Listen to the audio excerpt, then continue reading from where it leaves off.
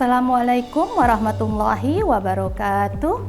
Welcome to UMN Channel. Kali ini bersama saya, Mem Diana Sofa dari Fakultas Sastra, Program Studi Sastra Inggris UMN Al-Wasliyah. Nah, pada kali ini, pada episode Lecturer on Air kali ini, Mem akan menjelaskan tentang writing. Nah, pertama kita harus memahami dulu konsep writing. Apa itu writing? Apa yang harus kita penuhi di dalam menulis, syarat-syarat untuk bisa menghasilkan tulisan yang baik, aturan di dalam menulis, tahapan menulis, dan sebagainya. Nah, pada awal kali ini kita melihat secara introduction, perkenalan writing. Maka kita pahami dulu konsepnya, what is writing? Nah, setiap orang bisa menafsirkan sendiri masing-masing secara pribadi, writing itu apa? Selain dari referensi, bacaan-bacaan yang kita peroleh, kita mendapatkan pengetahuan, pemahaman. Writing itu apa? Nah, di sini kita fokus membahas menulis di dalam bahasa Inggris. Sebagaimana kita ketahui bahwa writing adalah salah satu keterampilan berbahasa. As we know that there are 4 basic skills in English, 4 skill dasar menulis dalam bahasa Inggris, yaitu mulai dari listening, speaking, reading, and writing. So, writing is actually our daily activity. Kegiatan kita sehari-hari, khususnya siswa, mahasiswa, tidak pernah terlepas dari aktivitas menulis. Nah, hampir sebagian besar waktu kita habiskan dengan menulis. Dan menulis ini adalah sebagai salah satu produk yang kita hasilkan untuk kita baca kembali. Jadi yang pertama kali membaca hasil tulisan kita pasti diri kita sendiri. Nah, kemudian teman-teman kita, we can share to our friends, mereka bisa melihat, menikmati tulisan kita, menilai tulisan kita sampai kepada dosen atau guru kita di kelas. Nah, jadi menulis ini juga merupakan hobi, suatu aktivitas, rutinitas yang memang sangat kita nikmati, kita sukai sekali. Kenapa? Karena dengan menulis, we can share our ideas and feeling. Kita bisa mengekspresikan, menuangkan seluruh perasaan di hati, ide-ide, pikiran kita. Nah, jadi sebenarnya writing is so enjoyable. Writing itu sangat dinikmati oleh si penulisnya sendiri. Nah, khusus untuk profesi, writing ini merupakan salah satu profesi yang bisa ditekuni, bisa menjadi penulis buku, khususnya penyair yang menghasilkan puisi, menghasilkan pantun, cerpen, novel, and other narratives, dan karya-karya tulisan lainnya. Nah, kalau bagi Mem sendiri, Mem selalu bilang kepada para mahasiswa bahwa tulisan kalian itu adalah merupakan hadiah yang kalian berikan kepada Mem di kelas. So, don't give it as you like, but look at the quality of your writing. Jadi harus dilihat kualitas tulisannya juga, baik dari segi performance or content. Jadi tulisan itu tidak hanya dilihat isinya saja. Orang pertama sekali melihat tulisan kita tidak bisa langsung dari isi. Yang mereka lihat apa? Yaitu pasti bentuknya. Nah, kalau bentuknya tidak bersih, rapi, khususnya untuk academic writing, tulisan akademik itu punya standar yang baku, yang standar atau formal. Jadi kita tidak bisa, misalnya kalau mahasiswa di kelas menggunakan kertas yang berwarna-warni dengan banyak gambar, nah itu kita hindari. Use the clean white paper. Nah, gunakanlah kertas yang memang bersih, kertas tersebut tidak banyak coretan.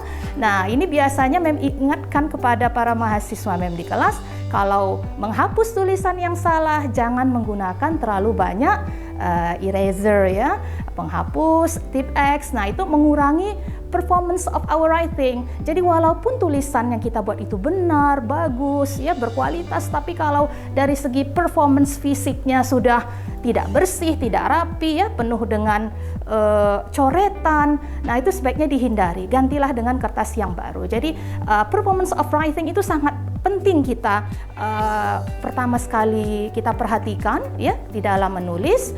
Makanya sama Mem bilang kalau di kelas dengan mahasiswa, sama dengan kita berjumpa dengan seseorang pertama sekali. mereka nggak tahu kita ini orangnya seperti apa, baik, nggak, bagus atau tidak. Pasti yang mereka lihat adalah our performance. Nah, our physical body. Nah, bagaimana penampilannya? Oh, bagus, bersih, rapi. Nah, begitu juga dengan tulisan. Jadi, ini merupakan suatu habit. Kalau dari awal kita starting point-nya ya, menulis itu asal-asalan. Nah, media kertas atau media tempat menulis yang kita pilih itu kurang bagus, orang tidak akan tertarik untuk melihat tulisan atau membaca tulisan kita. Jadi hati-hati dengan paper, kualitas paper yang dipilih ya, kemudian tinta yang digunakan. Black or blue, that's for academic writing ya. You cannot use so colorful like red, gold ya, ink ya. Nah, itu akan sangat melanggar kaidah dalam tulisan ilmiah. Nah, kemudian dari segi kerapian ya, kebersihan, itu performance ya. Kita juga melihat kepada content of our writing, yaitu kualitas isi tulisan kita. Nah, yang pertama pastilah harus grammatical. Tulisan kita itu harus berdasarkan struktur yang tepat. Nah, jadi harus menggunakan kaidah kaidah tata bahasa Inggris yang tepat. Jadi memang kita harus mempunyai pengetahuan grammar atau structure dalam bahasa Inggris. Mulai dari English part of speech seperti noun, verb, adjective, adverb, preposition, conjunction, interjection, preposition, semuanya itu merupakan pengetahuan dasar yang sangat penting sekali untuk dikuasai, dipahami. Ibaratnya kita membangun rumah, pondasinya harus kuat agar bangunannya bisa berdiri. Nah, jadi kalau tidak paham 8 part of speech ya, pengetahuan dasar, misalnya 8 jenis kata bahasa Inggris, tenses, mulai dari simple present tense, simple past tense, simple future tense ya, and other tenses yang harus dikuasai, maka memang akan sulit menghasilkan tulisan yang gramatikal. Maka basic English grammar itu sangat penting, wajib. It's an obligation for students to study. Nah, merupakan dasar bagi kalian untuk bisa menulis dengan baik. Tetapi kita tidak harus menguasai terlalu banyak grammar sehingga baru mulai menulis. You only need to study, for example, simple present tense. Ya, cukup kita mempelajari pengetahuan dasar dan mulailah mempraktekkannya dalam tulisan. Ya, di samping juga ada speaking, listening, reading yang kita langsung praktis ya. Jadi pengetahuan bahasa Inggris ini memang bukan, it's not a theory, but it is a practice. So you should practice ya to master the writing or the skill itself ya. Jadi kita harus terus praktekkan. Misalnya pengetahuannya belum banyak tapi udah langsung mulai speaking. Apa boleh? Ya harus. Jadi kalau ada kesalahan, we learn from our mistakes. So don't be afraid to speak or to write in English because we learn from our mistakes. Jadi jangan takut jika nanti ada yang mencela, merendahkan, mengatai kita ya, atau membuli. Bahasa Inggrisnya nggak bagus, tulisannya nggak bagus. But make it as our motivation. Buat sebagai motivasi kita supaya kita bisa lebih banyak belajar lagi dan terus berlatih ya. Jadi jangan dengarkan kata-kata yang maksudnya jangan buatlah menjadi diri kita pesimis, rendah diri, itu tidak boleh. Jadi terutama faktor yang sangat menentukan keberhasilan kita adalah diri kita sendiri. So always look at positive ya, to yourself, because everyone is smart person. Semua kita ini orang yang pintar. Semua kita ini pembelajar. Jadi that's okay if you make error in writing. Itu konsep pertama yang harus dipikirkan. Jangan takut menulis. Kalau salah, nah diperbaiki. Dosen pun demikian. Kalau salah dia berikan correction. Harusnya yang seperti ini bentuknya. Oh, jadi kalau kita bisa mengetahui yang benar itu karena dari kesalahan. Ya, tapi jangan terlalu sering mengulang kesalahan yang sama. Itu tidak boleh, harus dihindari. Jadi kita harus juga mengingat, oh kesalahan saya misalnya dalam bentuk past tense-nya, pada kata kerja saya nggak hafal bentuk kata kerja past tense. Nah, maka kita harus belajar ya menghafal bentuk kata kerja past tense. Ada perubahan dari write ke wrote ya, dari speak ke spoke, dari see ke saw. Nah, itu semua kita pelajari. Jadi intinya tadi bahwa writing adalah sebuah hadiah, saya katakan adalah a gift given from students to the lecturer. Jadi kalau kita memberikan hadiah, ya di sini khususnya pengertian kita adalah dalam hal tulisan, berikanlah sebagus mungkin, baik dari segi performance maupun dari segi konten. Nah, konten sendiri selain dari segi grammatical, banyak yang lain yang perlu kita perhatikan. Jadi tulisan ini sangat kompleks, ya.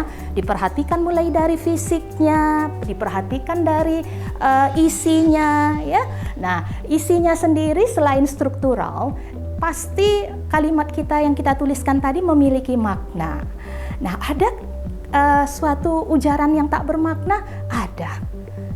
Misalnya, Mem ingat ada istilah colorless green.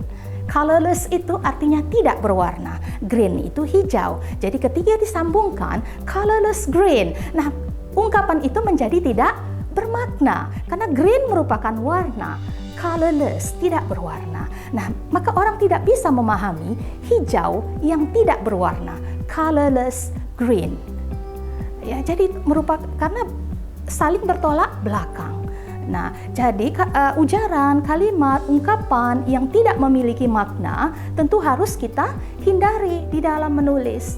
Ya, jadi di sini, buatlah tulisan kita itu mengandung suatu makna yang jelas dan tidak ambigu. Terkadang sebuah kalimat yang kita tulis bisa memiliki interpretasi kandungan makna yang lain. Nah, bisa maknanya A, bisa B, bisa C, bisa lebih dari satu makna. Nah, di dalam writing, tentu khususnya untuk academic writing, ya, essay writing, paragraph writing, ini harus dihindari. Tapi kalau merupakan tulisan poems, ya, istilahnya penulisan puisi, tentu penafsirannya bisa sebanyak mungkin sesuai dengan interpretasi pembacanya. Jadi kalau untuk academic writing atau scientific writing, ya, jurnal, artikel ilmiah, skripsi, ya tentu tidak boleh jika tulisan kita itu mengandung lebih dari satu arti. Jadi pastikan memiliki arti yang jelas. Nah, dan tulisan kita itu akan efektif jika mampu menyampaikan makna yang kita maksudkan kepada si pembaca. Nah, pengalaman Mem di kelas waktu mahasiswa memberikan tulisan, Mem bilang ini maknanya seperti ini, tapi ternyata berbeda maksud hatinya. Ternyata apa yang dimaksudkannya tadi tidak tersampaikan di dalam tulisannya. Maka penulis dianggap gagal di sini. Jadi penulis juga harus memikirkan bahwa tulisan yang dibuat harus mampu menyampaikan makna maksud, ya, si penulis kepada si pembaca. Maka penulisannya baru dikatakan berhasil. Ya, oke. Nah, jadi kita berusaha memberikan isi yang menarik, ya, interesting, kemudian useful, bermanfaat, update, kekinian. Orang akan tertarik jika kita membicarakan hal-hal terbaru, ya, apalagi berisikan informasi yang memang penting, ya, atau bermanfaat untuk dibaca. Nah, jadi kita tidak menghasilkan tulisan yang membosankan, ya, idenya selalu sama. Nah, itu merupakan tantangan sendiri bagi si penulis. Jadi masalah ide, ya, ketika diminta menulis, dikatakan di kelas, Mem saya nggak ada ide. Nah, jadi bagaimana ini kalau nggak ada ide? Nah, nanti saya suruh baca, banyak membaca. Jadi terdapat hubungan yang erat sekali antara reading dan writing. Dengan banyak membaca, maka bacaan itu menjadi sumber informasi di dalam tulisan kita. Bahkan bacaan, teks-teks yang kita baca secara tanpa kita sadari, ya, spontaneously, akan sangat mempengaruhi gaya bahasa kita. Jadi banyaknya bacaan, artikel-artikel yang kita baca akan mempengaruhi kekayaan kosakata kita, tentu akan bertambah. Struktur susunan bahasa kita, bagaimana menyusun kalimat, membentuk kalimat, paragraf atau esai. Nah, itu akan sangat berpengaruh, ya, di dalam menulis. Jadi banyak-banyaklah membaca supaya kita punya banyak sumber informasi untuk kita tuliskan. Nah, bahkan bisa kita tambah dengan kemampuan argumentasi kita, ya, memberikan pendapat terhadap hasil tulisan atau bacaan yang kita buat menjadi sebuah argumentative writing, ya, tulisan argumentasi. Jadi, ketika kita selesai menulis, pastilah kita membaca hasil tulisan kita. So, if you are a good writer, so you are a good reader. Jadi kalau kita merupakan seorang good reader, pembaca yang baik, maka kita akan menjadi penulis yang baik juga. Nah, begitu juga sebaliknya, pembaca yang baik akan menjadi penulis yang baik. Jadi terdapat interrelation between writing and reading. So make reading as your habit. And next, writing will be your habit too. Jadi buatlah ini merupakan reading and writing as your daily activity. Banyak-banyaklah membaca. Dari bacaan tersebut akan banyak memberikan inspirasi bagi kita di dalam menulis. Jadi jangan merendahkan atau menganggap tidak penting. Membaca itu banyak pasti menambah wawasan ilmu pengetahuan kita, terutama ya kalau kita melihat penulis-penulis yang handal, yang memang genius, kita juga tertarik untuk bisa menjadi seperti mereka. Jadi banyak-banyaklah membaca hasil tulisan mereka agar kita mampu berkarya. Bahkan kita sendiri menggali ya kemampuan potensi kita sendiri untuk memiliki ciri khas. Apa sih ciri khas gaya tulisan kita? Nah, pasti kita banyak memiliki pengalaman-pengalaman pribadi lainnya ya yang perlu kita explore ya, sehingga kita menjadi diri kita sendiri, menghasilkan suatu writing dengan karakteristik tulisan kita sendiri. Jadi kita tidak diminta untuk mengcopy paste tulisan orang lain, tapi bacalah tulisan orang lain agar menjadi inspirasi, motivasi, sumber wawasan pengetahuan di dalam menulis kita. Nah, jadi di sini kunci dari keberhasilan writing itu sendiri adalah practice. Practice makes perfect. Jadi sama dengan speaking. Bagaimana bisa speaking dengan lancar dalam bahasa Inggris? Berlatih. Berlatih akan membuat kesempurnaan. Ya, kesempurnaan di sini artinya bahwa kita akan semakin baik ke depannya dan selalu semakin baik. Nah, akan berkembang ya dengan sendirinya. So you get your progress when you do the practice. Ya, oke. Nah, jadi jangan lupa lakukan do, check and recheck di dalam menulis ya. Kalau menulis itu tidak bisa dengan sekali tahap. Ada beberapa tahap, mulai dari planning, perencanaan dulu, preparation-nya, persiapan, brainstorming, cari ide, find your ideas, and then write, revise. Revise itu merevisi, mengecek kesalahan yang dibuat, diperbaiki, kemudian publish or submit. Nah, kemudian bisa dipublish atau di-submit. Jadi, that's enough from me as an introduction of writing. See you again in next episode of Lecturer on Air UMN Channel. Wabillahi taufiq wal hidayah. Wassalamualaikum warahmatullahi wabarakatuh.